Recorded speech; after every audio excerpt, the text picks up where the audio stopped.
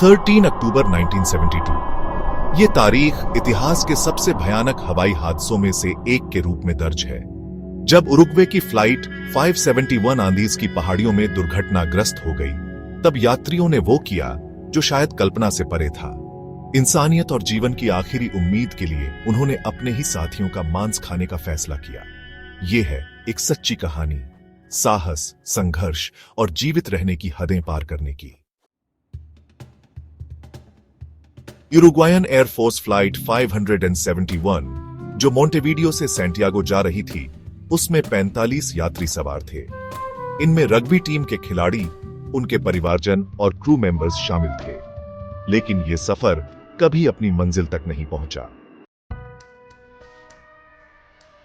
13 अक्टूबर 1972 को खराब मौसम और पायलट की गलती के कारण फ्लाइट 571 एंडीज पहाड़ियों में दुर्घटनाग्रस्त हो गई। इस भीषण हादसे में 12 लोगों की मौके पर ही मौत हो गई, जबकि अन्य बर्फ में फंसे रह गए। बर्फीली हवाओं और माइनस तापमान के बीच फंसे इन यात्रियों के पास न खाना बचा था, न पानी। बचाव दल के न आने पर उन्होंने बर्फ पिघलाकर पानी पिया और फिर लिया वो फैसला जो सबको हैरान कर देगा। भूख और मौत के बीच जूझते इन लोगों के पास एक ही विकल्प बचा था, अपने मृत साथियों का मांस खाना।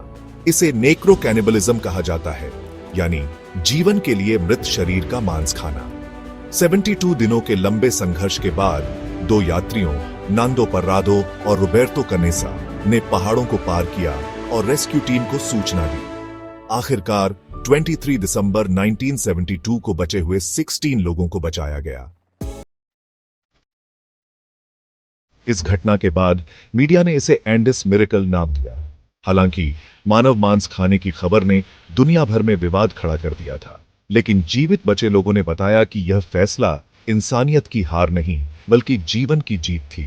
शरीर में ऊर्जा खत्म होने पर व्यक्ति का मस्तिष्क निर्णय क्षमता खोने लगता है। अत्यधिक ठंड में शरीर का तापमान गिरता है, जिससे हाइपोथर्मिया का खतरा बढ़ जाता है। ये स्थितियां व्यक्ति को ऐसे कठोर फैसले लेने के लिए मजबूर कर सकती हैं। आज एंडीज पर्वत के उस स्थान पर एक स्मारक बनाया गया है। ये कहानी सिर्फ दुर्घटना की नहीं, बल्कि अदम्य साहस और इंसानी जज्बे का प्रतीक बन चुकी है। फ्लाइट 571 की कहानी हमें याद दिलाती है कि जिंदगी में उम्मीद और संघर्ष की लौ कभी बुझने नहीं देनी चाहिए।